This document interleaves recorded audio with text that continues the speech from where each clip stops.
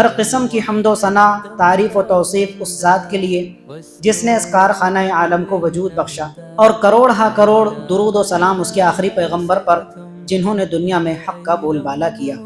کسی شاعر نے بڑی اچھی بات کہی ہے، رنگ لاتی ہے حنا پتھر پہ گھس جانے کے بعد، رنگ لاتی ہے حنا پتھر پہ گھس جانے کے بعد، سرخرو ہوتا ہے انسان ٹھوکرے کھانے کے بعد۔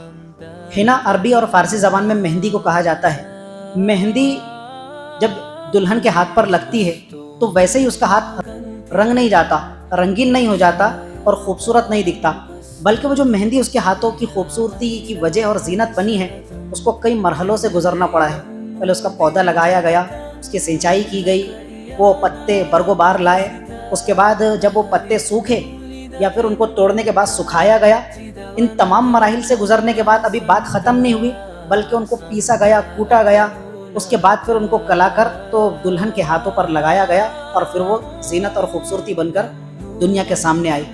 تو جس طرح مہندی کئی مرحلوں سے گزرنے کے بعد، کئی اسٹیپ سے گزرنے کے بعد رنگ دکھاتی ہے، خوبصورتی اور زینت کی وجہ بنتی ہے، اگلے مصرعے کے اندر وہ کہتا ہے سرخرو ہوتا ہے انسان ٹھوکرے کھانے کے بعد۔ کوئی انسان دنیا کے اندر کتنا ہی بڑا انسان ہو جائے تو وہ ایک ہی سرخرو نہیں ہو جاتا، کامیابی اس کے قدم نہیں چوم لیتی کہ بس اس نے ارادہ کیا، تمنا کیا، خواہش ظاہر کیا اور وہ منٹ اور سیکنڈوں کے اندر اس منصب پر پہنچ گیا یا کامیابی سے سرفراز ہو گیا۔ ایسا نہیں ہوتا، بلکہ اس کو کڑی آزمائشوں سے گزرنا پڑتا ہے، امتحانات کا سامنا کرنا پڑتا ہے، بڑی مصیبتوں کو فیس کرنا پڑتا ہے، تو وہ اس چیلنج کو ایکسیپٹ کرتے کرتے کرتے تو پھر وہ مہندی کی طرح ایک دن پوری دنیا کے سامنے خوبصورتی کے ساتھ اور زینت بن کر لوگوں کی آنکھوں کا تارا بنتا ہے۔ اللہ تعالیٰ نے اہل ایمان کے لیے جو جنت تیار کی ہے تو وہ مفت کی جنت نہیں ہے۔ اب دیکھو، آ جاؤ 20ویں پارے کے اندر، 20ویں پارے کی جو آخری صورت ہے، اللہ تعالیٰ اس میں فرماتا ہے احسب الناس ان یترکوا ان یقولوا آمنا وهم لا یفتنون، کہ ایمان والوں نے یہ گمان کر لیا ہے، کیا وہ اس خوش فہمی کے اندر ہے کہ ہم نے زبان سے اقرار کر لیا کہ ہم اللہ کے ماننے والے ہیں، رسول کے ماننے والے ہیں، تو بس اتنا اقرار کر لینے سے وہ آرام سے بیٹھے رہیں گے اور مرنے کے بعد ان کو مفت میں جنت مل جائے گی؟ کہ صرف اتنا اقرار کر لینا کافی ہے؟ وَهُمْ لَا يُفْتَنُونَ، اور کیا وہ اس گمان کے اندر ہے کہ ان کی آزمائش نہیں ہوگی، ان کو آزمایا نہیں جائے گا؟ نہیں، یہ غلط فہمی میں ہے۔ اگر تم اس خوش فہمی میں ہو تو اس خوش فہمی کے خول سے باہر نکل آؤ، تم پر بڑی کڑی آزمائش آئیں گی، بڑی مصیبتوں کا سامنا کرنا پڑے گا۔ وہ کس طرح؟ تو ہم تو آئے دن دیکھتے رہتے ہیں کہ مسلمانوں کو پوری دنیا کی تنظیمیں، پوری دنیا کی اسلام دشمن طاقتیں ستانے کے پیچھے، ختم کرنے کے پیچھے، مسلمانوں کو پیروں تلے روندنے اور ان کو اپنا غلام بنانے کے پیچھے لگی ہوئی ہے۔ مسلمان کسی بھی اسلام دشمن طاقت کو ایک آنکھ نہیں بھاتا، ہم سب دیکھتے ہیں۔ تو ہم تو کم درجے میں، لیکن ہم سے پہلے جو افراد امت گزرے ہیں اور جو پچھلی قوم کے اہل ایمان گزرے ہیں، ان کو کتنی کڑی آزمائشوں کا سامنا کرنا پڑا، تو ہم صرف ان کو حدیثوں کے اندر سن سکتے ہیں، کتابوں کے اندر پڑھ سکتے ہیں، لیکن ہم اس کا امیجن نہیں کر سکتے، اس لیے کہ ہم نے اپنی نظروں سے نہیں دیکھا۔ ایک مرتبہ کیا ہوا کہ حضرت خباب حضور کی بارگاہ میں حاضر ہوئے، تو حضور کعبۃ اللہ کے ساتھ ایسا چادر پر ٹیک لگا کر بیٹھے ہوئے تھے۔ وہ آ کر دکھڑا سنانے لگے کہ یا رسول اللہ، یہ کفار مکہ ظلم و ستم کے پہاڑ توڑ رہے ہیں، اب تو ہماری ہمت جواب دے چکی ہے، الا تستنصروا لنا، کہ آپ اللہ تعالیٰ سے ہمارے لیے مدد کی دعا نہیں فرماتے؟ یا رسول اللہ دعا فرمائیے کہ اللہ تعالیٰ کوئی راہ نکالے، کوئی سبیل نکالے۔ حضور سخت برہم ہوئے، محمرن وجہہ، حضور سیدھے ہو کر بیٹھ گئے، آپ نے ٹیک چھوڑ دیا، پوزیشن بدل دی حضور نے، اور اتنے غضبناک ہوئے کہ آپ کا چہرہ مبارک بالکل سرخ ہو گیا، لال ہو گیا، اور آپ نے غضبناک ہو کر فرمایا خباب، تم بڑی جلدی مچا رہے ہو، تم بڑی جلدی کا سودا کرنا چاہتے ہو کہ جتنی مصیبتیں ابھی تمہارے ساتھ پیش آئی تو یہ آخری اسٹیپ نہیں، بڑی غلط فہمی کے اندر ہو تم۔ میں تم کو بتاؤں، تم سے پہلے جو اہل ایمان گزرے ہیں ان کو کتنی کٹھنائیوں کا سامنا کرنا پڑا۔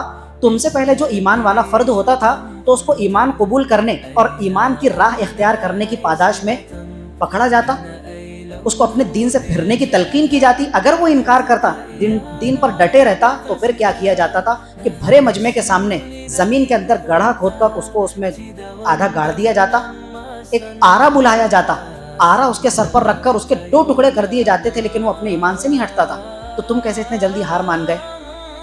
ایسا ہی ایک قصہ قرآن مجید کے اندر صاف لفظوں کے اندر پارہ نمبر 30 کی سورۃ البروج میں بیان کیا گیا، بڑا دردناک واقعہ ہے، اور اہل ایمان کے لیے اس کے اندر بڑا درس بھی موجود ہے کہ اگر تم ہمت ہار چکے ہو اور تم یہ سمجھ چکے ہو کہ بس ہماری آزمائشیں بہت ہو چکی ہے، اب ہماری ہمت جواب دے چکی ہے، ہم اس سے زیادہ برداشت نہیں کر سکتے، تو مسلمان دیکھو یہ آزمائشیں تو کچھ بھی نہیں، تم سے پہلے جو لوگ گزرے ان کے ساتھ میں کیا کچھ کٹھنائیوں کا معاملہ کیا گیا، لیکن انہوں نے الف سے با بھی نہیں کہا، بلکہ اپنے ایمان کے ساتھ میں خوشی خوشی دنیا سے رخصت ہو گئے، ہر آزمائش کو انہوں نے خوشی کے ساتھ گلے لگایا اور مسکرا کر پھندے پر جھول گئے۔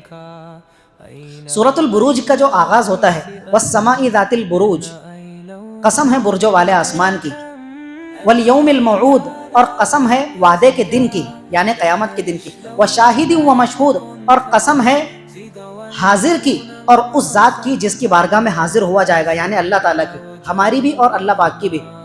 قتل اصحاب الاخدود، ہلاک ہو گئے، مارے گئے خندق کھودنے والے، خندق کھائیاں کھودنے والے مارے گئے، ہلاک ہو گئے۔ اب یہ کون ہے؟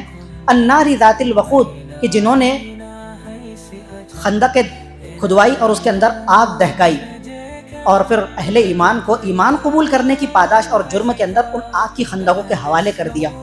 اذ ہم علیہا قعود وہم علی ما یفعلون بالمؤمنین شہود، وہ ایسے سنگ دل تھے کہ جب ایمان والوں کو نظر آتش کیا جا رہا تھا، آگ کے علاوہ میں جھونکا جا رہا تھا، آرام سے بیٹھ کر تماشا دیکھ رہے تھے، اور ٹس سے مس نہیں ہوئے، ان کے کانوں پر جوں نہیں رہیں گی، اور مسلمانوں کے ساتھ جو کچھ بھی معاملہ کیا جا رہا تھا وہ خاموش تماشائی بن کر دیکھ رہے تھے۔ یہ بڑا دردناک واقعہ قرآن مجید میں اہل ایمان کا ایمان قبول کرنے کی پاداش میں اور جرم کی سزا کے طور پر بیان کیا گیا۔ ہم اہل ایمان کے لیے اس کے اندر کیا نصیحتیں ہیں تو ابھی آپ سن چکے کہ آج کل تو مسلمان پر چھوٹی چھوٹی جو مصیبتیں آتی ہے، موب لنچنگ کا معاملہ ہوتا ہے، تو مسلمان فوراً جو ہے اپنے ایمان کا سودا کر دیتا ہے، فوراً جو اپنے راجنیتی اور سیاسی چکروں کے اندر پڑھ کر کبھی گنیش پنڈال کے اندر مورتی پوجا کے پروگرام میں شرکت کرتے، مورتی کے آگے ماتھا بھی ٹیکے گا، تلک بھی لگائے گا اور ان کا ستکار بھی کرے گا، باقاعدہ مورتی اپنے ہاتھ میں خرید کر اپنے بھائیوں کی خوشنودی کے لیے، اپنے آقاؤں کو خوش کرنے کے لیے، ان کے تلوے چاٹنے کے لیے اپنے ایمان کا بھی سودے کر دیتا ہے، اور ایسے شرکی اعمال میں پڑ جاتا ہے آج کا مسلمان۔ آپ بھی نیوز سنتے ہیں اور ہم بھی نیوز سنتے ہیں، یہ کوئی دوسری دنیا کی بات تو نہیں ہو رہی، لیکن ایک یہ لوگ بھی تھے جن کا قصہ سورۃ البروج میں بیان ہو رہا ہے۔ یہ بات ہے 523 عیسوی کی، یعنی حضرت عیسیٰ علیہ السلام دنیا سے رخصت ہو گئے اور حضرت عیسیٰ کو دنیا سے گئے ہوئے تقریباً 500 یا 500 سال کا عرصہ بیت گیا، ہمارے حضور ابھی دنیا میں تشریف نہیں لائے۔ یہ واقعہ ہے یمن کے علاقے کا۔ یمن میں ایک یہودی بادشاہ تھا، یہودی، بڑا خبیث النسل، خبیث النسب اور بڑا ہی سنگدل بادشاہ تھا، اور اس کے نفس نے اور شیطان نے اس کو ایسی پٹی پڑھایا کہ وہ خدائی کے دعوے کرنے لگا اپنی بادشاہت کے چکر میں آ کر۔ اس کا نام تھا یوسف ذو نواس، نام تو مسلمانوں والا ہے، ٹھیک ہے، وہ نبیوں کو بھی مانتا تھا لیکن نبی کی نہیں مانتا تھا، اور اللہ تعالیٰ کی وحدانیت کو قبول کرنا تو دور کی بات ہے، بلکہ خود اپنی خدائی کے دعوے کرنے لگا۔ یوسف ذو نواس اس کا نام تھا۔ تو وہ جو اس کی رعایا تھی، اس کی پبلک تھی، اس کی جنتا کے اندر ایک بڑا ماہر جادوگر تھا، ماہر جادوگر، تو وہ اس کے رائے مشورے سے اپنی سلطنت کے تمام کام چلایا کرتا تھا۔ جو کچھ بھی اس کو مشورہ لینا ہو، ایڈوائز لینا ہو، اوپینین قبول کرنا ہو، تو وہ اس کاہن اور جادوگر کے پاس جاتا اور اس سے مشورے طلب کیا کرتا تھا، اور وہ جادوگر اس کو جو مشورہ دیتا اس کے مطابق وہ اپنی سلطنت کے، اپنی پبلک اور جنتا کے اندر احکامات لاگو کیا کرتا تھا۔ اب وہ جادوگر ہو گیا بوڑھا، بڑھاپے کی دہلیز کو پہنچ گیا، تو اس نے بادشاہ کو ایک پیغام بھیجا کہ بادشاہ سلامت، اب میری زندگی کا چراغ گل ہونے والا ہے، اب مرتا تب مرتا، تو میری زندگی کا کوئی بھروسہ نہیں ہے، تو میری رائے ایسی ہے کہ میرا یہ علم میرے ساتھ دفن نہ ہو جائے اور آپ کے کام آ جائے، تو آپ ایک بڑا اپنی سلطنت اور پبلک اور جنتا کے اندر جو سب سے جینیس، سب سے زیادہ ذہین و فطن اور انٹیلیکچوئل لڑکا ہے، وہ لڑکا میرے پاس بھیجو تاکہ میں اپنا جادوگری کا پورا علم اس کو ٹرانسفر کر سکوں اور پورا علم اس کو دے دوں، تاکہ آپ اس کی جادوگری کے علم سے بعد میں فائدہ اٹھا سکے۔ بادشاہ نے اس کے مطابق ایک لڑکا اس کے حوالے کر دیا کہ بھائی تیری یہ ڈیوٹی ہے، اور باقاعدہ اس جادوگری کا فن سیکھنے کہ عوض تجھ کو اتنے درہم اور دینار سے نوازا جائے گا، بس تیرا کام یہ ہے کہ جادوگر کے پاس جانا اور اس سے جادوگری کا علم سیکھنا۔ اب وہ جاتا، اب یہ کوئی جو ہے نا، میں اپنے جیب سے بات بیان نہیں کر رہا ہوں، ایک لمبی چوڑی حدیث ہے جو حدیث پاک کی سب سے اوتھینٹک کتاب مانی جاتی ہے، بخاری شریف کے بعد مسلم شریف۔ حضور فرماتے ہیں کہ وہ لڑکا اس کے پاس آنا جانا شروع ہو گیا، فَكَانَ فِي طَرِيقِهِ إِذَا سَلَكَ رَاهِبٌ، تو جس گزرگاہ سے، جس راستے سے وہ لڑکا گزرتا تھا، اس راستے کے بیچ میں جو ہے نا ایک عیسائی عبادت گزار، ایک عیسائی پادری، جس کو عربی زبان میں راہب کہتے ہیں، اور ہمارے آج کے زمانے میں بڑا تو بڑا صوفی سنت اور اللہ والا قسم کا بزرگ تھا، اس وقت کا سچا مسلمان تھا اور بڑا ولی اللہ تھا۔ تو وہ ایک گرجا گھر بنا ہوا تھا، ایک چرچ بنا ہوا تھا، اور چرچ کے اندر وہ عیسائی عبادت گزار عبادت کے فرائض انجام دیا کرتا تھا، بڑی اچھی اچھی باتیں لوگوں کو محفل میں جوڑ کر سنایا کرتا تھا۔ اب یہ لڑکا جو ہے اس راستے کو کراس کر کے اس جادوگر کے پاس جایا کرتا تھا۔ جب یہ عیسائی کے گرجا گھر کے پاس سے گزرتا تو ان کے اعمال کو وہ دیکھتا، ان کی عبادت کے طور طریقے کو وہ دیکھتا، تو اس کو بڑے اچھے معلوم ہوتے کہ یار کتنی اچھی عبادت ہے، کتنے اچھے ان کے طور طریقے ہیں، کتنی اچھی باتیں یہ عیسائی اپنے عیسائی پیروکاروں کو بتاتا ہے۔ تو یہ جا کر جو ہے نا گھڑی دو گھڑی اس کے پاس بیٹھنا شروع ہو گیا۔ پہلے جا کر 5 منٹ بیٹھا، اگلے دن 10 منٹ بیٹھا، 15 منٹ بیٹھا، بڑھتے بڑھتے بڑھتے تو اس کی جو ہے مدت وقت دراز ہو گئی۔ اس کی باتوں سے بڑا متاثر ہوا، امپریس ہوا، اور اس کی باتوں کو دھیرے دھیرے اپنے اندر وہ جذب کرنے لگا، قبول کرنے لگا۔ معاملہ یہ ہوا کہ جب وہ وہاں پر زیادہ دیر بیٹھنے لگا تو جادوگر کے پاس جانے میں اس سے تاخیر ہو گئی، ڈیلے ہونے لگا۔ جادوگر اس کو مار پیٹ کرنے لگا کہ بھائی تجھے 1 بجے کا ٹائم دیا تھا، تو نے 1:30 بجا دیا، 1:45 بجا دیا۔ اس وقت تو گھڑی کاٹا نہیں تھا، یہ ہمارے آج کے زمانے کے حساب سے بات ہے۔ جب اس کے ساتھ یہ معاملہ ہوا پہلے دن، تو دوسرے دن جب وہ راستے سے گزر رہا تھا، وہ عیسائی کے پاس حاضر ہوا اور کہنے لگا کہ شیخ صاحب ایسا ایسا معاملہ ہے، جب میں آپ کے پاس آ کر بیٹھتا ہوں اور وہاں پہنچنے میں ڈیلے ہو جاتا ہوں تو وہ جادوگر میرے ساتھ میں زیادتی کا معاملہ کرتا ہے اور مجھے مار پیٹ کرتا ہے، مجھ پر تشدد کرتا ہے، اور آپ کے پاس جب میں واپسی میں آ کر بیٹھتا ہوں، یہاں سے گھر پہنچنے میں لیٹ ہو جاتا ہوں تو میرے گھر والے مجھے کڑوی کسیلی سناتے ہیں، لان تان کرتے ہیں، میں کیا کروں؟ تو اس نے اس کو ایک طریقہ بتایا کہ جب میرے پاس سے تم جادوگر کے پاس جانے میں لیٹ ہو جاؤ تو اس کو کہہ دینا کہ مجھے میرے گھر والوں نے روک رکھا تھا، کام کاج سے بھیج دیا تھا، اس لیے میں آنے میں لیٹ ہو گیا، اور جب تم گھر پہنچنے میں لیٹ ہو جاؤ میرے پاس سے تو گھر والوں کو بہانہ بتا دینا کہ مجھے جادوگر نے اپنے پاس 2 گھنٹے روکے رکھا اور وہاں سے آنے میں لیٹ ہو گیا، تو تمہارے معاملے کا اور مسئلے کا سولوشن نکل آئے گا۔ ٹھیک ہے، وہ اس طرح معاملہ کرنے لگا۔ ایک دن کیا ہوا کہ وہ جس راستے سے جادوگر کے پاس جا رہا تھا، اذ اتی علی دابۃ عظیمۃ، وہاں پر راستہ بلاک کر کے ایک بہت بڑا جانور بیچ راستے پر آ کر بیٹھ گیا، بہت بڑا جانور۔ اب وہ جانور کی وضاحت حضور پاک نے حدیث میں نہیں فرمائی کہ وہ جانور شیر تھا، ہاتھی تھا، ڈائنوسور تھا، یا ان کی نسل سے کوئی جانور تھا، جو کچھ بھی ہو واللہ عالم، یہ حضور کی سچی پکی بات ہے جس پر ہمارا ایمان لانا ضروری ہے۔ ہم دل سے ایمان رکھتے ہیں حضور کے ایک ایک بول پر، ایک ایک کال پر۔ تو وہ راستہ بلاک کر کے پورا جانور بیٹھ گیا اور لوگوں کا آنا جانا وہاں سے بند ہو گیا، ادھر کے لوگ ادھر اور اس بستی کے لوگ اس طرف۔ لڑکا بھی وہاں آ کر کھڑا ہو گیا۔ لڑکے نے کہا کہ یہ ہے کڑک قسم کی سچویشن، آج میں جو ہے نا پورا پکا ہو جاؤں گا اس بات کو لے کر کہ وہ جادوگر حق کے راستے پر ہے یا جو یہ عیسائی پادری اور بزرگ ہے اللہ والا یہ حق کے راستے پر ہے، اس لیے کہ علم تو اس کے پاس بھی ہے جو مجھے ٹرانسفر کر رہا ہے اور بڑا پاورفل ہے جادوگر بھی، اور یہ جو عیسائی ہے جس کی باتوں سے میں متاثر ہوا، اس کی باتیں بھی بڑی جو ہے بھلی معلوم ہوتی ہے، تو وہ حق پر ہے یا یہ عیسائی اللہ والا حق پر ہے، تو میں آج اس کی جانچ پڑتال کروں گا۔ اور اس نے کیا کیا، ایک پتھر اٹھایا، معمولی سا پتھر۔ اب جانور کو مارنے کے لیے تو آج کے دور کے اندر بھی آپ جو ہے فارسٹ والے گن کا انتظام کرتے ہیں، پسٹل وغیرہ رکھتے ہیں، تو 6 کی 6 گولیاں داغ دو تو بھی کبھی کبھار جو ہے خونخوار جانور مرتا نہیں ہے، ان کے قابو نہیں آتا۔ اتنا بڑا جانور اور اس زمانے کے اندر ایک معمولی سا پتھر کیا معنی رکھتا ہے۔ اس نے پتھر اٹھایا اور اس نے دعا کیا، اس کے الفاظ تھے اللہم ان کان امر الراہب احب الیک من امر الساحر فاقتل هذه الدابہ حتی یمضی الناس، پروردگار اگر اس عیسائی اللہ والے کا معاملہ اس جادوگر سے زیادہ افضل ہے تیری بارگاہ کے اندر، تو میں اس کے صدقے طفیل تجھ سے دعا مانگتا ہوں کہ اس پتھر کے ذریعے سے تو اس جانور کو ہلاک کر دے، اس کو فنا کر دے۔ ایسا ہی ہوا، فرماہا، اس نے وہ معمولی سا پتھر اٹھا کر اس کو مارا، فقتلہا، وہ پتھر مارنے کی دیر تھی کہ وہ جانور وہیں پر ڈھیر ہو گیا۔ اب معاملہ کیا سامنے آیا کہ واقعتاً جس کا میں نے واسطہ دیا تھا یہ اس عیسائی اللہ والے کا، بزرگ کا، وہ راہ حق پر ہے اور وہ جادوگر بالکل جھوٹا ہے اور راہ باطل پر کھڑا ہوا ہے۔ فأتی الراہب، وہ آیا عیسائی پادری کے پاس، فأخبرہ، اور سارے معاملے کی اس کو خبر دی۔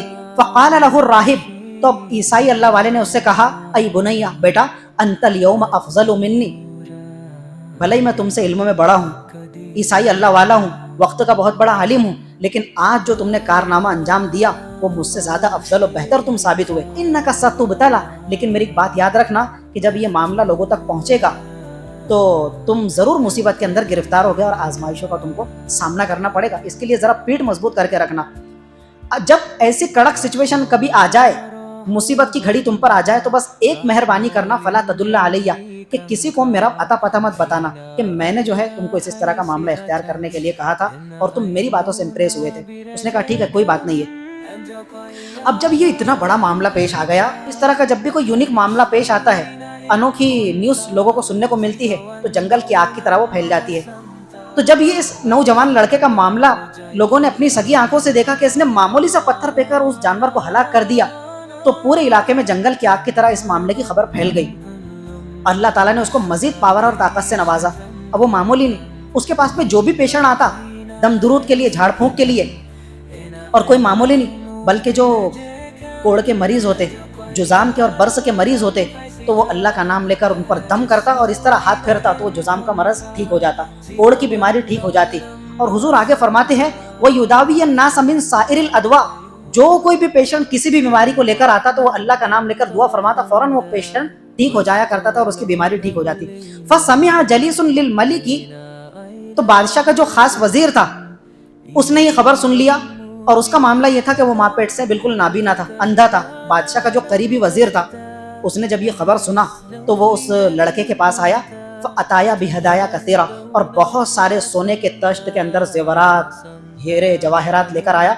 उसके कदमों में ढेर करते हुए कहने लगा कि बेटा, मैंने इस तरह की खबर तुम्हारे बारे में सुना है, ये देखो, ये तुम्हारे कदमों में ढेर कर दिया हूँ, तुम्हारे ऊपर से ये सारी चीजें बेल है, अगर तुम मुझे आंखों की बीमारी से शिफा दे दो और मैं चंगा हो जाऊं। उसने उस मौके पर कहा, इन्नमा ला अशफी अहदन, वजीर मोहतरम, बात यह है कि शिफा देना ये मेरे दस्ते कुदरत में नहीं है, मैं किसी को शिफा नहीं दे सकता, बल्कि मामला ये है इन्नमा यशफिल्लाह, मैं अल्लाह का नाम लेकर, अल्लाह का वास्ता देकर दुआ करता हूँ और अल्लाह ताला इन कलिमात की लाज रखकर सामने वाले पेशेंट और बीमार को ठीक फरमा देता है।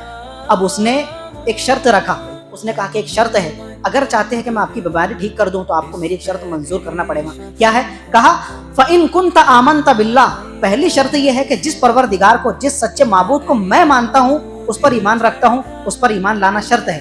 अगर आप उस पर ईमान लाते हैं तो मिनटों और सेकंडों के अंदर आपकी बीमारी ठीक हो जाएगी। उसने उसकी बात कबूल कर लिया और कहा कि ठीक है, मैं आपके सच्चे परवरदिगार पर ईमान लाता हूँ, अब आप मेरे लिए दुआ फरमा दें। उसने अल्लाह ताला से दुआ फरमाई और उसकी दुआ करने की देर थी कि वो वजीर मोहतरम जो माँ पेट से बिल्कुल नाबीना और अंधा था, फौरन उसकी बीनाई लौट आई और वो भला चंगा हो गया, सब कुछ देखने लगा। मामूली बात है, मोजेज़ा ही हो गया ना, करामत ही हो गई। फ़अतल मलिक, जब वो दूसरे दिन दरबार में हाजिर हुआ, फ़जलसा इलैहि कमा काना यजलिसु, और अपने रोजाना डेली रूटीन के मुताबिक, मामूल के मुताबिक बादशाह के बाजू में जाकर बैठा।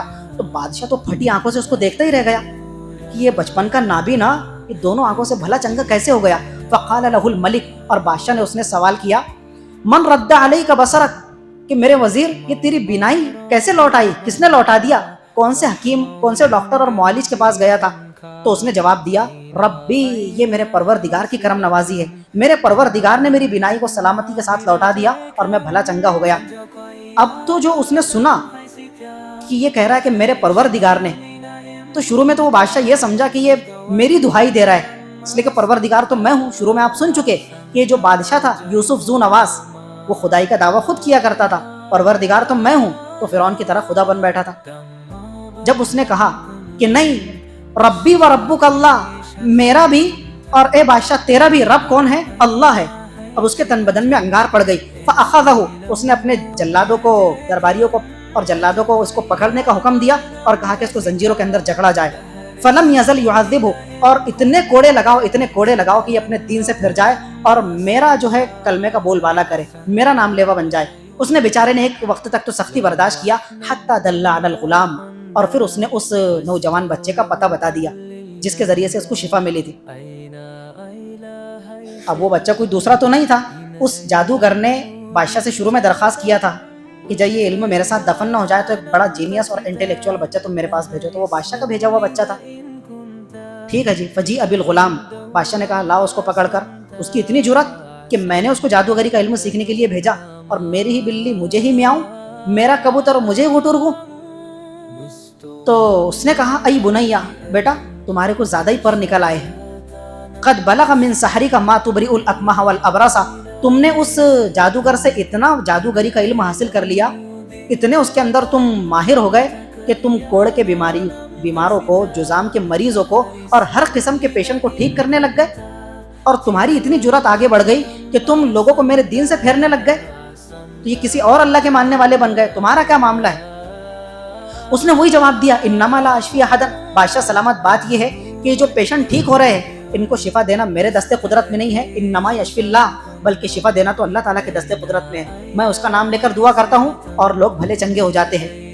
فلم یزل یعذبہ, اس نے اس کو پکڑوایا اور سخت سزا دینے پر مجبور کیا, حتی دل علی الراہب, وہ بچے نے بھی سختی برداشت کیا, اور اس نے پھر وہ عیسائی جو اللہ والے تھے, بزرگ تھے, شیخ تھے, عیسائی راہب اور پادری, ان کا پتہ بتا دیا. فجیء بالراہب, اس گرجا گھر اور چرچ سے اس عیسائی کو گھسیٹ کر لایا گیا اور اس سے کہا گیا, ارجع عن دینک, سب سے آخری شخص تو یہی تھا, یہیں سے یہ پوری تحریک چلی تھی.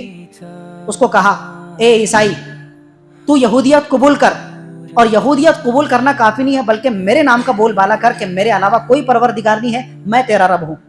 یہ یوسف ذو نواز بادشاہ نے اس سے تلقین کی. فابا, وہ عیسائی تو اپنی پوری زندگی توحید پر گزار چکا تھا, اس کے تو رگ و پے کے اندر اللہ تعالیٰ کی وحدانیت اور توحید سرایت کر چکی تھی, تو عمر کے آخری پڑاؤ میں ٹارچر اور مصیبتوں کو دیکھ کر اور اپنے سامنے خوفناک آزمائشوں کو منڈلاتا دیکھ کر وہ دین سے تو نہیں پھر سکتا تھا. فابا, اس نے صاف انکار کر دیا کہ نہیں, میں تمہاری آفر اور پیشکش کو قبول نہیں کر سکتا, میں اسی پروردگار کا ماننے والا ہوں, اور جان میری چلی جائے گی لیکن میں ایمان دینا گوارا نہیں کروں گا. ٹھیک ہے جی, کیا ہوا؟ فدحا بالمعشار, بڑا آرا لایا گیا, بہت بڑا آرا منگایا گیا. فوضع المعشار فی مفرق رأسہ, اور وہ آرا اس عیسائی پادری کے سر کے بیچوں بیچ رکھا گیا. فشقہ بہ, اور پھر جلادوں کو حکم دیا گیا کہ اس کو چیر پھاڑ کر برابر کر دیا جائے. سر کے اندر آرا رکھا گیا اور بالکل بیچ سے چیر کر تو ادھر کا دھڑ ادھر اور ادھر کا دھڑ ادھر, بھرے دربار کے اندر اس کا جسم اور دھڑ دو حصوں میں تقسیم ہو گیا. ثم جیء بجلیس الملک, اب باری تھی بادشاہ کے وزیر خاص کی, اس لیے کہ وہ بھی اللہ کا بول بالا کرنے والا ہو گیا تھا اور اللہ تعالیٰ پر ایمان قبول کر چکا تھا. اس سے وہی تلقین کی گئی, اگر تو جان بخشی چاہتا ہے, جان کی امان چاہتا ہے, اپنے دین سے پھر جا اور میرے نام کا ہم نوا بن جا. فابا, اس نے بھی انکار کر دیا, اس کے ساتھ بھی وہی معاملہ ہوا, آرا رکھ کر اس کے سر کو چیر دیا گیا, ادھر کا بھاگ ادھر اور ادھر کا بھاگ ادھر. اب باری کس کی تھی؟ یہ نوجوان لڑکے اور بچے کی. اس سے وہی تلقین کی گئی, کہا کہ یہ تو کبھی نہیں ہو سکتا, میں تو دودھ کا دودھ اور پانی کا پانی کر چکا ہوں, میں دیکھ چکا ہوں کہ کون سا دین دین برحق ہے اور کون سا دین جھوٹا دین ہے. تو میں تو صاف کہتا ہوں کہ تو بادشاہ ہے, وقت ہے, لیکن تو پروردگار نہیں ہو سکتا, پروردگار تو صرف اسی کی ذات ہے, میں اس پر پکا ایمان رکھتا ہوں. جب اس نے بھی انکار کر دیا, اب اس کے ساتھ وہ معاملہ نہیں کیا گیا جو ان دو لوگوں کے ساتھ کیا گیا تھا, نہیں, اب اس نے اپنے درباروں اور جلادوں کو حکم دیا کہ اس لڑکے کو لے کر جاؤ اور فلا فلا جو پہاڑی ہے اس پہاڑی کے اوپر لے کر اس کو چڑھو, اور اوپر سب سے اوپر چوٹی پر چڑھ کر اس کو وہاں سے دھکا مار کر نیچے دھکیل دو تاکہ یہ مر جائے اور اس کا نام و نشان مٹ جائے. اب پوری فورس کے ساتھ میں یہ لڑکا گیا. جب یہ پہاڑ پر چڑھے, بادشاہ کے کہے کے مطابق لڑکے نے وہاں پہاڑ پر چڑھ کر جب اس نے دیکھا کہ یہ مجھے دھکیلنے والے, اس نے اللہ تعالیٰ سے دعا کیا, اللہم اکفنیہم بما شئت, پروردگار ان خبیثوں کے مقابلے میں تو مجھے کافی ہو جا, تو ہی کافی کارساز ہے, تیرے علاوہ تو کوئی کارساز نہیں ہے. پھر کیا ہوا؟ فرجفت بہم الی الجبل, جتنے لوگ وہاں پر تھے اس لڑکے سمیت, پہاڑ کے اندر ایک ویبریٹ کی کیفیت پیدا ہوئی, پہاڑ کے اندر زلزلہ آیا اور پہاڑ اتنے زور سے لرزا کہ وہ لڑکا اپنی جگہ قائم دائم رہا, اس کے پیروں کے اندر ذرا بھی لڑکھڑاہٹ نہیں آئی, اور جتنے بھی لوگ تھے پہاڑ کے زلزلے کی وجہ سے پہاڑ کے اندر دھس گئے, زمین میں دھس کر بالکل ختم ہو گئے. اور یہ لڑکا سلامتی کے ساتھ واپس چل کر بادشاہ کے دربار میں آیا. بادشاہ تو پھٹی آنکھوں سے دیکھ رہا تھا کہ میرا ایک بھی درباری نہیں, ایک بھی جلاد اس کے ساتھ نہیں, اور یہ واپس کیسے آ گیا. اس سے پوچھ تاچھ کیا تو کہا کہ بادشاہ سلامت, جو طاقت میرے ساتھ ہے اس کا اندازہ تجھے ہے, اگر ہے تو ٹھیک ہے, لیکن تجھے تو ہے, لیکن جان بوجھ کر تو آنکھیں موند رہا ہے. اس طرح کا معاملہ ہوا اور تیرے سارے درباریوں کو میرے اللہ نے ہلاک کر کے رکھ دیا. اس کے بدن کی آنکھ پھر بھی نہیں بوجھی. اب تو چاہیے تھا کہ وہ کیا کرتا, سرنڈر کرتا, نہیں, اس نے دوسرے درباریوں کو بلایا, دوسرے جلادوں کو بلایا اور کہا کہ اس کو لے جاؤ, ایک کشتی کے اندر سوار کرو اور بیچ سمندر کے اندر لے جا کر اس کو کشتی کے اندر سے اتار کر سمندر کے بیچوں بیچ غرقاب کر دو, ڈبو دو. اس کو ڈبانے سے تو کوئی نہیں بچا سکتا. وہ پوری فورس اس کو لے کر گئی. جب وہ سمندر کے بیچوں بیچ پہنچے اور لڑکے کو اندازہ ہوا کہ اب یہ مجھے سمندر موجوں کے حوالے کرنے والے ہیں, اس نے پھر وہی دعا کیا, اللہم اکفنیہم بما شئت, پروردگار تو ان خبیثوں جلادوں کے مقابلے میں مجھے کافی ہو جا, تو کافی کارساز ہے. کیا ہوا؟ فانکفأت بہم السفینہ فغرقوا, اچانک سے ایک بھونچال آیا سمندر کے اندر طوفان کی طغیانی کی لہریں اٹھی اور پوری کشتی تہو بالا ہو کر اس کے سارا تہس نہس ہو کر سارے لوگ اور سارے درباری سمندر کے اندر غرقاب ہو گئے، پانی کی بے رحم موجوں کے حوالے کر دیے گئے اور منٹوں سیکنڈوں کے اندر ڈوب کر مر گئے۔ یہ لڑکا ایک کشتی کے پھٹے کا سہارا لے کر ساحل سمندر پر آیا اور دوبارہ چل کر سلامتی کے ساتھ بادشاہ کے دربار میں پہنچا۔ بادشاہ پھر پھٹی آنکھوں سے دیکھ رہا ہے کہ اس کے ساتھ معاملہ کیا ہو رہا ہے، اور میرے درباری گئے تو کہاں گئے؟ کہا کہ اس طرح کا معاملہ ہوا، اور جسے خدا رکھے اسے کون چکھے؟ مجھے خدا رکھنا چاہتا ہے تو مجھے چکھ نہیں سکتا بے، میرے ساتھ کوئی اور ہی طاقت ہے۔ فانوس بن کے جس کی حفاظت ہوا کرے، وہ شمع کیا بجھے جسے روشن خدا کرے۔ تو یہ تو وہ شمع ہے جسے خدا روشن کر رہا ہے۔ اس کے بعد اس نے کہا، اس لڑکے نے بھرے دربار کے اندر، انک لست بقاتلی، بادشاہ مجھے ہلاک کرنا، مارنا، میرے ساتھ پلاننگ کر کے مجھے راستے سے ہٹانا، یہ تیرے بس کی بات نہیں ہے۔ انک لست بقاتلی، اتنے کانفیڈنس کے ساتھ اس نے کہا۔ بادشاہ وقت نریندر مودی تمہارا کچھ بھی نہیں کر سکتا؟ ارے یار وہ تو ایک فورس بھیج کر ابھی جس طرح اشرف بھائی کو اور اس کے بھائی کو بھرے رمضان کے اندر بڑے مجمع کے اندر گولیاں چلا کر ختم کروا دیا گیا، اور شہاب الدین بھائی کو جیل کے اندر، اور جو مسلم دشمن طاقتیں ہیں انہوں نے مسلمانوں کے ساتھ کیا کچھ نہیں کیا۔ آپ اتنے کانفیڈنس کے ساتھ میں تو نہیں بول سکتے کہ تم مجھے نہیں قتل کر سکتا، لیکن یہ کیا ایمانی جذبہ تھا۔ بھرے دربار کے اندر بادشاہ کو چیتونی دے کر کہنے لگا، انک لست بقاتلی، تیرے اندر دم خم نہیں ہے کہ تو مجھے قتل کر سکے۔ اگر تو مجھے راستے سے ہٹانا ہی چاہتا ہے تو تجھے میری ایک شرط قبول کرنا پڑے گا، اور میرے اپنے بتائے ہوئے طریقے پر تو مجھے قتل کر سکتا ہے۔ میں تجھے پیٹرن بتاتا ہوں، اگر تو نے اس پیٹرن کو اڈاپٹ کیا، اس طریقے کو اختیار کیا تو مجھے قتل کر سکتا ہے، ورنہ تو لاکھ حربے آزما لے، میں تیرے ہاتھوں قتل ہو ہی نہیں سکتا۔ کہنے لگا کیا ہے؟ کہا کہ نہیں، اور میری ایک شرط ہے، شرط یہ ہے کہ جتنی بھی تیری رعایا ہے، تیری پبلک اور جنتا کے اندر جتنے لوگ اپنے علاقے کے اندر ہیں، سب کو ایک مجمع کے اندر جمع کیا جائے، ایک اوپن اسپیس، ایک پبلک پیلیس کے اندر ان کو جمع کیا جائے۔ ٹھیک ہے، اس نے منادی کروایا، ڈھونڈی کروایا، پورے لوگ اس کے کہے کے مطابق، پوری پبلک اب سامنے حاضر ہے، ایک بچہ بھی بستی میں موجود نہیں ہے، سارے لوگ یہاں موجود۔ کہا کہ اب کیا کرنا ہے؟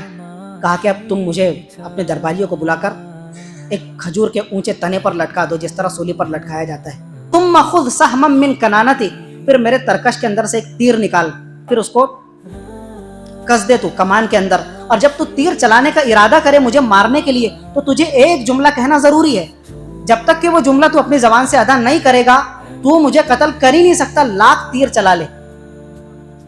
جملہ کیا تھا؟ اس نے کہا کہ جب تو تیر چلانے کا ارادہ کرے ترکش کے اندر سے اور تیر تو تان لے تو تجھے زبان سے کہنا پڑے گا، بسم اللہ رب الغلام، کہ میں اس نوجوان لڑکے کے سچے اللہ کا نام لے کر تیر چلاتا ہوں۔ سچا اللہ کون ہے؟ تو وہی اللہ ہے جو میرا اور آپ کا اللہ ہے۔ اس لڑکے کا پروردگار کون تھا؟ وہی اللہ جو اس کا پروردگار، جس پر وہ ایمان رکھتا تھا، اور بادشاہ کو اپنا خدا ماننے سے انکاری تھا۔ اس نے اس کے کہے کے مطابق عمل کیا، اس کے ترکش سے تیر نکالا، کمان کے اندر اس کو لگایا، اور جب چلانے کا ارادہ کیا تو اس کے کہے کے مطابق اس نے وہی الفاظ اور کلمات دہرائے، بسم اللہ رب الغلام، کہ میں اس نوجوان کے سچے اللہ کا نام لے کر تیر چلاتا ہوں۔ تو اس نے تیر چلایا، وہ تیر جا کر سیدھا اس کے کان پٹی میں لگا، آ کر پیوست ہو گیا، خون کا فوارہ پھوٹ پڑا۔ اس لڑکے نے اللہ کا نام لے کر اپنا ہاتھ یہاں پر لگایا، اور اس کا ہاتھ یہاں دھرا کا دھرا رہ گیا، اور سیکنڈوں کے اندر جو ہے وہ اپنی جان آفری کے سپرد کر دیا، اور جنت الفردوس کا مسافر بن گیا۔ ایمان پر خاتمہ ہوا تھا۔ اب یہ یہاں تک معاملہ تو تھا کہ وہ بادشاہ کے سامنے ڈٹ کر کھڑا ہو گیا، ایمان کا سودا نہیں کیا، لیکن جو اس نے حکمت عملی اختیار کیا، واقعتاً اس کی حکمت عملی پر لاکھوں سلام۔ وہ دیکھ رہا تھا کہ آگے کیا منظرنامہ ہونے والا ہے اور آگے کیا حالات پیش آنے والے ہیں۔ جیسے ہی لوگوں نے یہ منظر دیکھا کہ بادشاہ نے اس لڑکے کو قتل کرنے کی لاکھ سازشیں کی، ہزاروں حربے اپنائے، پہاڑ پر چوٹی سے دھکیل کر مارنے کا ارادہ کیا، لیکن وہ سب مر گئے، یہ جیتا جی واپس آیا۔ سمندر کی بے رحم موجوں کے حوالے کر کے غرقاب کرنے کا ناپاک ارادہ کیا، یہ ڈوب کر مر گئے، لیکن یہ لڑکا سلامتی کے ساتھ میں آ گیا۔ تو بادشاہ اس کے ساتھ جو بھی کرے گا تو یہ مرنے والا نہیں تھا، لیکن اس کے کہے کے مطابق جو بادشاہ نے تیر چلایا اور اللہ کا نام لے کر تیر چلایا، تو یہ اللہ کوئی اور ہی اللہ ہے، اور یہ سچا معبود برحق ہے۔ جب انہوں نے اپنی نظروں سے یہ منظر دیکھا کہ اس طرح کا معاملہ پیش آیا، آمنا برب الغلام، آمنا برب الغلام، آمنا برب الغلام، پوری پبلک کی طرف سے اور پوری جنتا نے بیک آواز یہ صدا بلند کی کہ ہم بھی اس لڑکے کے اللہ پر ایمان لاتے ہیں، ہم بھی اس لڑکے کے اللہ پر ایمان لاتے ہیں، ہم بھی اس لڑکے کے سچے معبود پر ایمان لاتے ہیں، اور تیری خدائی سے انکاری ہے۔ ارے یار یہ تو کیا ہو گیا، جہاں چوروں کا ڈر تھا وہیں شام ہو گئی۔ بادشاہ تو جو راہ کے کانٹے تھے راستے کے کانٹے تو ان کو ہٹانا چاہ رہا تھا کہ یہ راہب ختم ہو جائے، یہ لڑکا ختم ہو جائے، تاکہ ایمان کا کوئی دعوے دار نہ ہو اور میری خدائی سے لوگوں کو برگشتہ نہ کرے۔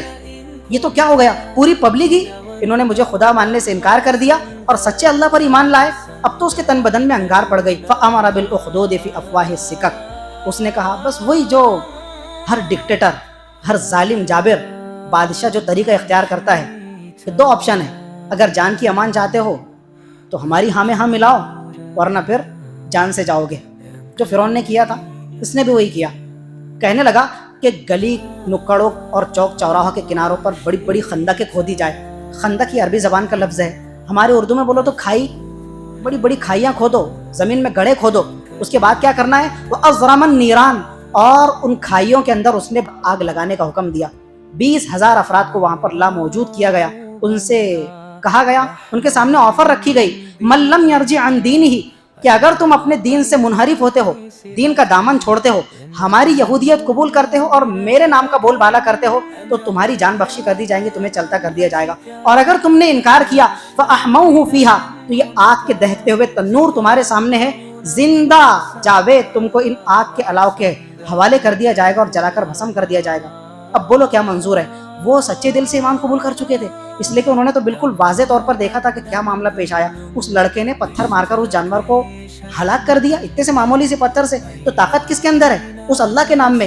یہ لڑکا کیا کرتا ہے کہ مادر ذات نابینا لوگوں کو، کوڑی لوگوں کو، جزامی لوگوں کو اللہ کا نام لے کر شفا بخشی کر دیتا ہے۔ اس لڑکے نے بادشاہ کو چیتاونی دیا اور اس کی چیتاونی پوری ہوئی کہ جب تک کہ تو اللہ کا نام نہ لے تو مجھے قتل نہیں کر سکتا۔ اللہ کا نام لے کر تیر چلایا تو یہ اللہ کوئی اور، تو اللہ تعالیٰ کے پاکیزہ ذات اور اس کے پاکیزہ نام کے یہ مظاہرے اور سین اپنی نظروں سے دیکھ چکے تھے، اب یہ بادشاہ کی کسی بھی بات کو قبول نہیں کر سکتے تھے۔ علامہ عامر عثمانی نے کہا تھا، یہ قدم قدم بلائے، یہ سواد کوئے جانا، وہ یہیں سے لوٹ جائے جسے زندگی ہو پیاری۔ زندگی پیاری ہے تو پھر لوٹ جاؤ، ہاں میں ہاں ملا لو، گنیش پنڈال کے اندر شرکت کر کے ماتھے پر تلک لگا لو، اور کیا کرو، اپنے سیاسی اور راجنیتک آقاؤں کی چاپلوسی کرو کہ جی بادشاہ سلامت ہم آپ کے ساتھ میں ہیں۔ جس طرح وہ ایک عمیر الیاسی نام کا ملا ہے اپنے یہاں کا، سفید داڑھی والا بڈھا، رام مندر کے افتتاح اور ادگھاٹن کے اندر باقاعدہ سنتوں کے ساتھ وہ بیٹھا ہوا تھا، کسی کام کا نہیں ہے، تو بس اپنے آقا کو اور RSS والوں کو خوش کرنے کے لیے دو ٹوک بات، ایسے لوگ تو ہمارے کسی کام کے نہیں ہیں۔ انہوں نے انکار کر دیا، ایک کے بعد ایک، ایک کے بعد ایک، ایک کے بعد ایک، سارے لوگوں کو دہکتے ہوئے تنور میں آگ کے حوالے کر دیا گیا، بالکل فرائی ہو گئے مچھلی کی طرح، جل کر بھسم ہو گئے۔ 20,000 افراد، 20,000 کا فگر کوئی معمولی فگر ہے؟ ہمیں کتے کے بچے کو لنگڑا چلتے ہوئے نہیں دیکھ سکتے، جب وہ بچہ ٹاؤں ٹاؤں کرتا ہے تو ہمارے اندر کا شفقت کا جذبہ بیدار ہو جاتا ہے کہ یار یہ کتے کا بچہ ہے لیکن بیچارہ کتنا جوجھ رہا ہے تکلیف سے۔ تو انسانوں کو، زندہ انسانوں کو آگ کے الاؤ کے حوالے کیا گیا، کیا منظر رہا ہوگا۔ اور اللہ تعالیٰ کیا فرماتا ہے سورۃ البروج سے میں نے یہ واقعہ کوٹ کیا، اذ ہم علیہا قعود وہم علی ما یفعلون بالمؤمنین شہود، یہ خبیث اس آگ کے دہکتے ہوئے تنور کی کگار پر اور کنارے پر بیٹھے ہوئے تھے اور مسلمانوں کو جلتا دیکھ رہے تھے اور خاموش تماشائی بنے بیٹھے تھے اور ان کے جلنے کا مذاق اڑا رہے تھے۔ بہت اچھا وہ ان کو آگ کے حوالے کر دیا گیا، اگر یہ ہماری مان لیتے تو یہ ان کے ساتھ معاملہ پیش نہ آتا۔ آخر میں صرف ایک عورت باقی رہ گئی تھی، وہ بھی مسلمان ہو چکی تھی۔ ایک وہ عورت کا معاملہ حضور فرماتے ہیں، وہ معاہا صبی لہا، وہ اکیلی عورت نہیں تھی، اس کے ساتھ میں اس کا ایک ننھا منا شیرخوار دودھ پیتا بچہ تھا گود میں، اس نے اپنے گود کے ساتھ اس بچے کو چمٹایا ہوا تھا۔ سارے لوگ، سارے ایمان والے جل کر بھسم ہو چکے ہیں۔ اب ذو نواس ظالم اور سنگ دل بادشاہ بھی ہے، اس کے درباری اور جلاد قسم کے لوگ بھی کھڑے ہوئے ہیں۔ اس نے پھر آفر پیش کیا کہ دیکھ، اگر تو اپنی جان کی امان چاہتی ہے اور اپنے بچے کو زندہ جاوید دیکھنا چاہتی ہے تو انکار کر دے اس اللہ کا اور میرے نام کا بول بالا کر دے۔ تو حضور فرماتے ہیں فتقاعست لہا، اس عورت کے قدموں کے اندر کوئی لڑکھڑاہٹ پیدا نہیں ہوئی، بس وہ جو بچہ تھا اس کی گود سے چمٹا ہوا، اس کی ممتا کا جذبہ جاگا کہ میں کروں کیا، تو تھوڑا سا پیچھے ہٹ گئی۔ ارے یار اللہ اکبر، حضور فرماتے ہیں کہ اس کے ساتھ اتنا عجیب معاملہ پیش آیا کہ جو شیرخوار اور دودھ پیتا بچہ تھا، اللہ تعالیٰ نے اس کو قوت گویائی نصیب فرمائی۔ دودھ پیتا بچہ کبھی بولتا ہے؟ 2025 کی نیوز ہے ایسی کوئی آپ کی نظر میں کہ دودھ پیتا بچہ کبھی بولتا ہو اور اپنی ماں سے بات کرتا ہو ستھرے الفاظ کے اندر؟ اللہ تعالیٰ نے اس معصوم بچے کو قوت گویائی نصیب فرمائی، اس بچے کی زبان پھوٹی اور اس نے کہا یا امہ اصبری فانک علی الحق، امی جان تم میری طرف دیکھ کر ذرا بھی پیچھے مت ہٹو، قدم میں لڑکھڑاہٹ پیدا مت ہونے دو، لگا دو اللہ کے نام پر چھلانگ، اس لیے کہ تم راہ حق پر ڈٹے ہوئے ہو۔ یہ خبیث ظالم کبھی اس کے بہکاوے میں مت آنا، تم ابھی چھلانگ لگاؤ گی آگ کے اندر میں اور تم جل کر بھسم ہو جائیں گے اور اگلے ہی لمحے ہم سیدھے جنت میں جا کر لینڈ کریں گے۔ اس نے اللہ کا نام لی اور اللہ کے نام پر لگا دی چھلانگ۔ فَإِنَّكِ عَلَى الْحَقِّ، اس لیے کہ یہ راہ حق کے مسافر تھے۔ ہمارے ساتھ بھی، اہل ایمان کے ساتھ بھی، جو اللہ تعالیٰ نے یہ واقعہ قرآن مجید کی سورۃ البروج کے اندر شیئر کیا، تو قرآن مجید جو ہماری داستانوں کی کتابیں ہوتی ہے، الف لیلا والی اور کہانیوں والی کتابیں، تو قرآن مجید تاریخی داستانوں والی اور دیو مالائی قصوں والی کتابیں نہیں ہیں۔ جو قرآن مجید ایک ایک واقعہ اور واقعے کا ایک ایک جز اور ایک ایک چیپٹر پیش کرتا ہے، اس کو ایکسپلین کرتا ہے، تو اس کے اندر ہزاروں لاکھوں نصیحتیں، دروس موجود ہوتے ہیں کہ لوگ اس سے عبرت اور نصیحت حاصل کریں۔ مسلمانوں کے ساتھ آج بھی یہ حربے آزمائے جاتے ہیں، لگاؤ جے شری رام کا نعرہ تو تمہاری جان سلامت ہے۔ ہمارے ساتھ معاملہ نہیں ہوا، ہمارے بھائی تبریز کو مار دیا گیا، ہمارے کئی بھائیوں کی لنچنگ کر دی گئی اور ان کی جان جو ہے لے لی گئی۔ تو جو واقعتاً ڈٹے ہوئے تھے راہ حق پر، انہوں نے یہ کلمات کفر اپنی زبان سے نکالنا گوارا نہیں کیا، اللہ اکبر کا نعرہ لگاتے ہوئے جہاں جہاں آفریقہ کے سپرد کر دی۔ اللہ تعالیٰ نے یہی اہل ایمان کو نصیحت کی کہ نہیں، تم سے زیادہ تو بھگتان، تم سے زیادہ آزمائشیں، تکالیف، مصیبتوں کو فیس کر کے تم سے پہلے لوگ چلے گئے، آروں سے ان کو چیر دیا گیا، زندہ جاوید جلا کر بھسم کر دیا گیا، لیکن وہ راہ حق سے پیچھے نہیں ہٹے۔ تم بھی ذرا ان سے نصیحت اور عبرت حاصل کرو، اور زندگی کے کتنی بھی کڑک سچویشن ہو اور کتنا ہی گمبھیر موقع ہے اور کتنی ہی کٹھنائیوں کو تم کو سامنا کرنا پڑے، کبھی جو ہے اپنے ایمان کا سودا مت کرنا، کبھی اپنے ایمان کا سودا مت کرنا۔ حالانکہ ایمان والوں کے لیے اللہ تعالیٰ نے 14ویں پارے میں یہ فرمایا کہ اگر تم کو کوئی کافر کلمات کفر بولنے کے لیے مجبور کرے، تمہارا دل ایمان پر مطمئن ہے، ایک اللہ پر ڈٹا ہوا ہے، تو 2 منٹ کے لیے تم کلمات کفر بول سکتے ہو، اس کی گنجائش ہے۔ یہ ہماری شریعت کا فتویٰ ہے کہ نہیں، تم اپنی جان بچانے کے لیے کلمہ کفر اپنی زبان سے بول سکتے ہو، لیکن سچے دل کے ساتھ نہیں۔ تمہارے دل کے رگ و پے کے اندر خون کے ایک ایک قطرے اور ذرے میں کون سمایا ہوا ہونا چاہیے؟ لا الہ الا اللہ، اللہ کے سوا کوئی معبود نہیں۔ کلمات کفر صرف تم اوپر سے بول سکتے ہو تاکہ میری جان بچ جائے، اس حد تک تو اجازت ہے۔ لیکن یہ کیا لوگ تھے جو راہ وفا سے گزر گئے، کیا لوگ تھے جو راہ وفا سے گزر گئے۔ تو اللہ تعالیٰ ہمیں بھی ان اہل ایمان کے نقش قدم پر چلنے کی توفیق مرحمت فرمائے، اور اللہ تعالیٰ ہمیں ان کی راہوں کا راہی بننے اور جنت الفردوس کی راہ کا مسافر بننے کی توفیق مرحمت فرمائے۔ پچھلے ہفتے میں نے آپ سے ایک مسئلہ ڈسکس کیا تھا کہ ہمارے جسم اعضائے وضو یا اعضائے غسل میں سے کسی جسم کے حصے پر جو ہے فیوی کوئک لگ جائے، گوند چپک جائے، یا کوئی ایسی چیز چپک جائے کہ جس کا پورا جسم بنتا ہو، جس کی پرت بنتی ہو، اگر آپ وضو کر رہے ہیں تو وہ وضو کے پانی کو آپ کی کھال تک پہنچنے میں کیا بن رہا ہے؟ رکاوٹ بن رہا ہے، تو آپ کا وضو صحیح نہیں ہو رہا۔ اگر آپ کی باڈی میں سے کسی بھی باڈی پارٹ پر وہ حصے پر لگا ہوا ہے، آپ کی کھال تک پانی نہیں پہنچ رہا ہے، تو آپ کی ناپاکی والا غسل صحیح نہیں ہوگا۔ یہ مسئلہ تو بالکل کلیئر ہو چکا تھا کیا معاملہ تھا۔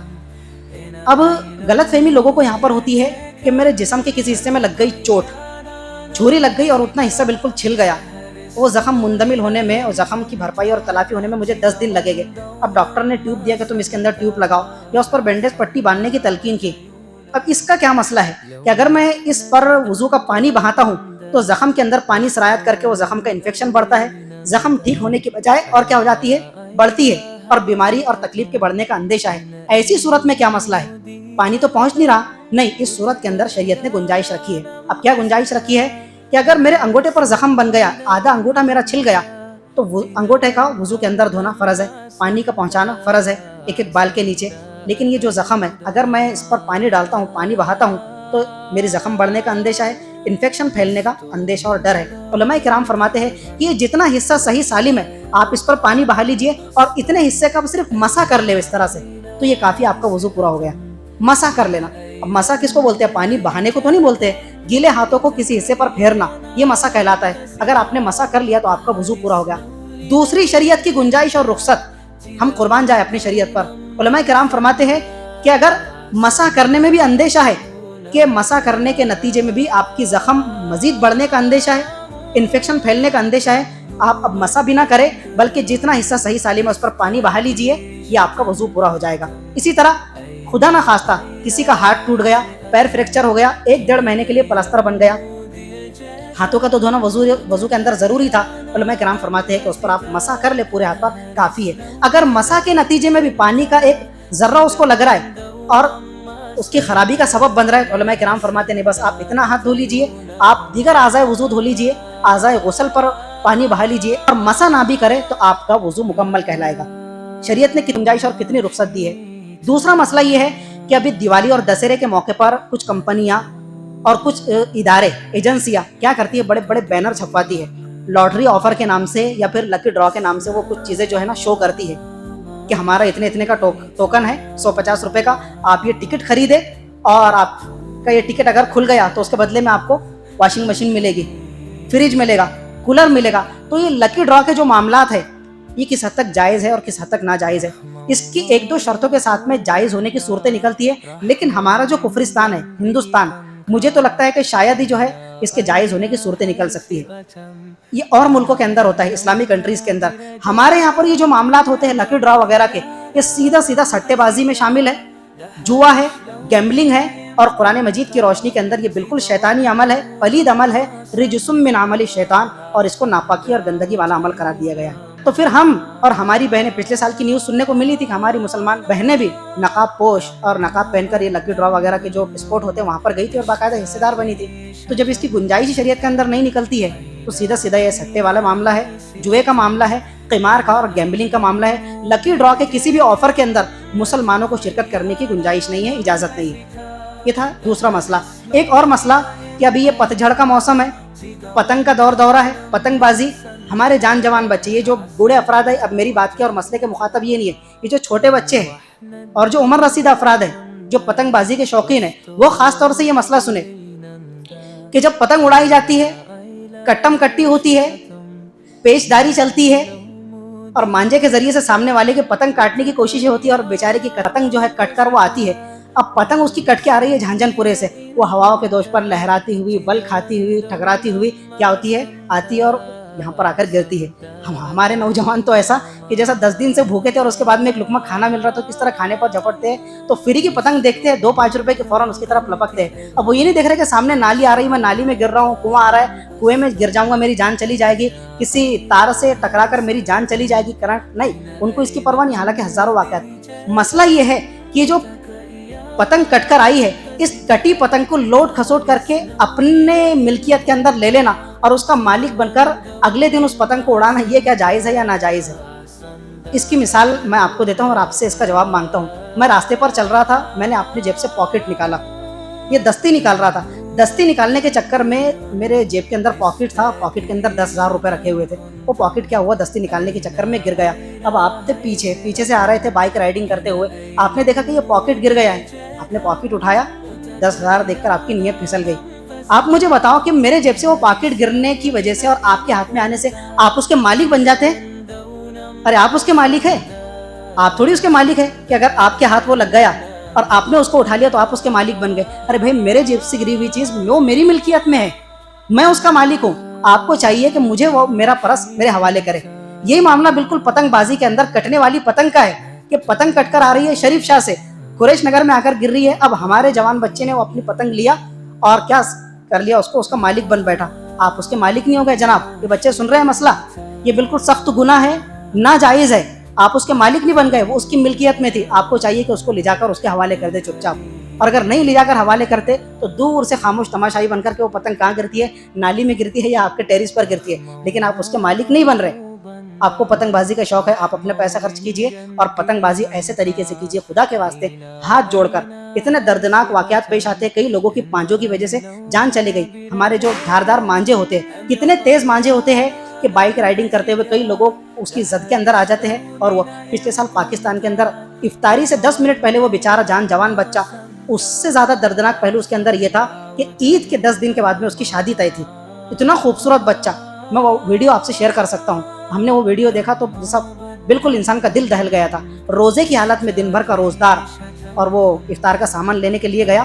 بس دکان پر پہنچنے ہی والا تھا کہ وہ کسی پتنگ کے مانجے کی زد میں آیا اور جو اس کا گلا کٹا، ہاسپٹل لے جانے سے پہلے تو اس کا سارا خون بہ چکا تھا اور وہ مر چکا تھا. وہ اکلوتا ایک بیٹا تھا اس کی ماں کا اور اس کی شادی طے تھی. اس طرح کے ہزاروں واقعات سرخیوں کی شکل میں اخباروں کی زینت بنتے ہیں. ہم نیوز کی شکل میں روزانہ سنتے ہیں کہ پتنگ بازی کے نتیجے میں اس طرح کے حادثات پیش آئے. تو آپ کو اگر پتنگ بازی کا شوق ہے تو تھوڑا سترک رہ کے، الرٹ رہ کر پتنگ بازی کا معاملہ کیجیے. اور یہ کٹی پتنگ کو لوٹ کھسوٹ کر کے اس کا مالک بن جانے کا جو معاملہ ہے تو یہ بالکل سخت ناجائز ہے، حرام اور گناہ ہے. تو آخر دعوانا الحمدللہ.